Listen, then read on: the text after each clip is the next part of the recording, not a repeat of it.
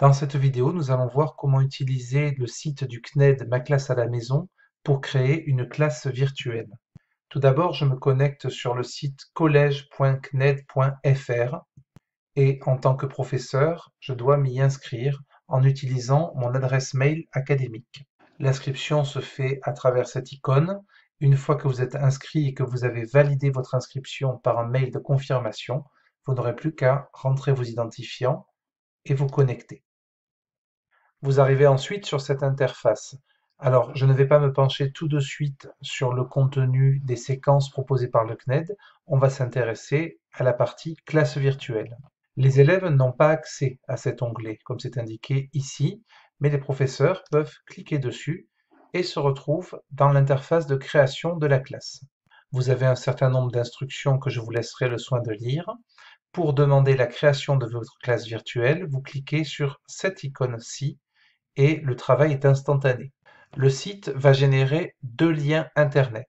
Le premier, c'est le lien modérateur, c'est-à-dire le lien qu'utilisera le professeur pour créer sa classe. Le deuxième lien, c'est celui qui sera envoyé aux élèves et qui leur permettra d'accéder aux cours virtuels. Nous allons commencer par voir à quoi ressemble l'application du côté du professeur. Je copie donc le lien, je le colle dans une nouvelle barre d'adresse, dans un nouvel onglet, j'appuie sur Entrée, et la classe virtuelle se charge. Je suis pour l'instant seul dans la classe, mais ça ne m'empêche pas de configurer et de préparer le cours. Tout d'abord, pour votre première connexion, le site va vous demander l'autorisation d'utiliser votre micro et votre webcam. Ces autorisations, en tout cas celles de la webcam, ne sont pas obligatoires, mais elles permettent, disons, de rendre l'activité plus conviviale. Une fois que vous avez autorisé l'accès, vous avez la main sur le moment où les élèves vous entendront et sur le moment où les élèves vous verront ou pas. Tant que cette icône est barrée, les élèves ne m'entendent pas. Tant que cette icône est barrée, les élèves ne me voient pas. Sur la gauche, vous avez un menu contenant différents paramètres et instructions. Il n'est pas très utile.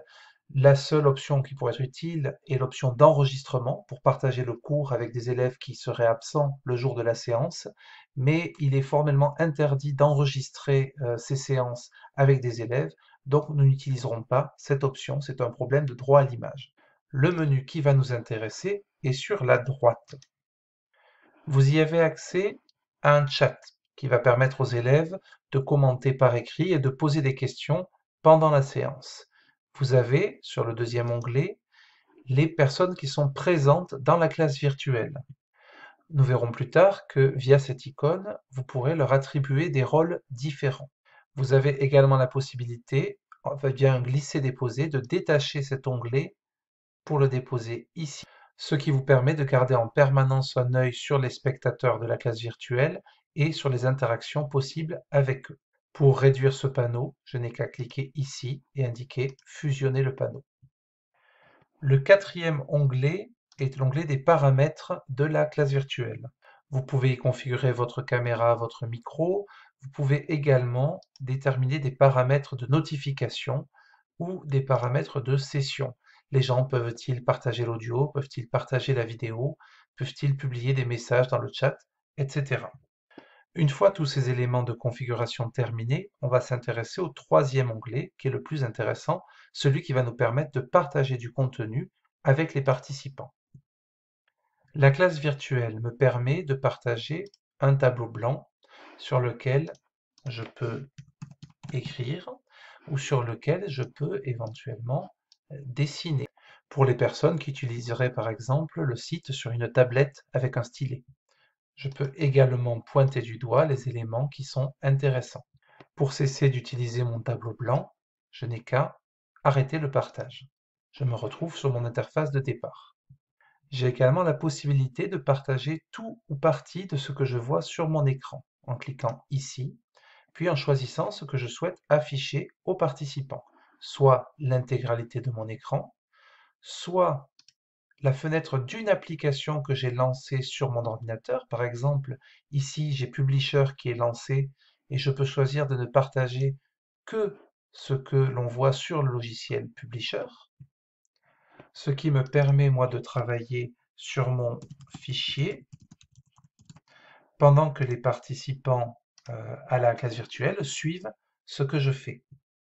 Encore une fois, je peux arrêter le partage n'importe quand. Et puis, j'ai également la possibilité de partager un onglet que j'ai ouvert dans le navigateur Chrome. Par exemple, si cet onglet-là m'intéresse, je clique ici, je vais le chercher. Cet onglet présente une vidéo, donc je vais mettre partager le contenu audio de façon à ce que les participants entendent le son de la vidéo. Je partage et vous voyez que le contenu de l'onglet se retrouve dans la classe virtuelle. C'est une vidéo, il ne me reste plus qu'à la lancer dans l'onglet et on va la retrouver dans la classe virtuelle. Les participants vont pouvoir la regarder et l'entendre. Enfin, je vais avoir la possibilité de partager des fichiers avec les participants. Ces fichiers peuvent être de plusieurs types, images, PowerPoint ou PDF. Il s'agit tout d'abord de les uploader sur l'application avec un glisser-déposer. Et ensuite, une fois le fichier converti, il peut être partagé auprès des élèves. Je choisis ici, là, il s'est ouvert et je choisis la page que je souhaite partager auprès des élèves. Je peux bien sûr zoomer sur le document. Je peux également indiquer via le pointeur les éléments que je souhaite qu'ils regardent. Je peux entourer un élément important et je peux naviguer dans le document comme je le désire. Par exemple, passer aux questions de compréhension ou revenir au document de départ. Lorsque le travail sur le document est fini, j'arrête le partage. Enfin, la classe virtuelle propose un certain nombre de petites fonctionnalités intéressantes, la possibilité de créer un sondage auprès des participants, permettant d'avoir des retours instantanés sur une question posée à la classe, mais également la possibilité de créer des groupes de travail ou sous-groupes dans lesquels des éléments différents seront partagés, pour imaginer une sorte de travail en îlot ou de travail par compétences. Mais il s'agit là d'une fonction plus avancée. Nous allons maintenant voir à quoi ressemble la connexion à la classe virtuelle du point de vue de l'élève. Pour se connecter, l'élève va utiliser le second lien qui vous a été fourni par le site du CNED. Vous aurez pris soin de lui communiquer ce lien en même temps qu'une date et une heure prévues pour le cours. Il va se rendre sur son navigateur internet et coller le lien en question. Il appuie sur Entrée et il se retrouve sur le site, mais avec une entrée élève. Le site ne lui demande ni adresse mail, ni données personnelles, il doit simplement indiquer son prénom et ensuite cliquer sur Rejoindre la session. Il est automatiquement redirigé vers la classe virtuelle que vous lui avez créée. Et comme il n'a à l'origine que des droits de participant, il n'a finalement que très peu de possibilités d'interaction avec la classe. Il peut regarder le document que le professeur lui soumet, il peut également zoomer dessus, le consulter, et c'est à peu près tout. Mais il peut choisir de lever la main, demander la parole, de façon à ce que le professeur l'interroge. Lorsqu'il fait cela, le professeur reçoit une notification. Il a dès lors plusieurs options. Soit il a activé dans les paramètres la possibilité pour les participants de parler n'importe quand. Soit il passe par l'onglet Chat et il propose à l'élève de poser sa question par écrit. Enfin, s'il souhaite que l'élève parle mais en maîtrisant son temps de parole, il va passer l'élève, via cet onglet Communauté, il va passer cet élève en présentateur. Il clique et vous allez voir que sur l'interface élève, le fait de lui avoir donné un statut de présentateur va ouvrir une nouvelle option, celle de parler ou d'être vu à la webcam. En tant que présentateur, l'élève a également la possibilité d'annoter ou de modifier les documents proposés par le professeur.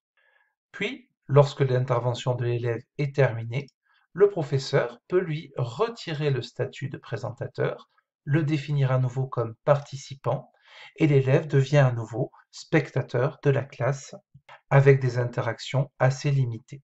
Il existe un troisième statut, celui de modérateur, qui est le statut par défaut du professeur. Il peut être attribué à n'importe quel participant, lui ouvrant les mêmes droits que le professeur pour l'envoi de fichiers, le partage de fichiers, la création de sondages, etc. À la fin de la session de classe virtuelle, il ne reste plus qu'aux participants puis au professeur à se déconnecter du site et le cours est terminé.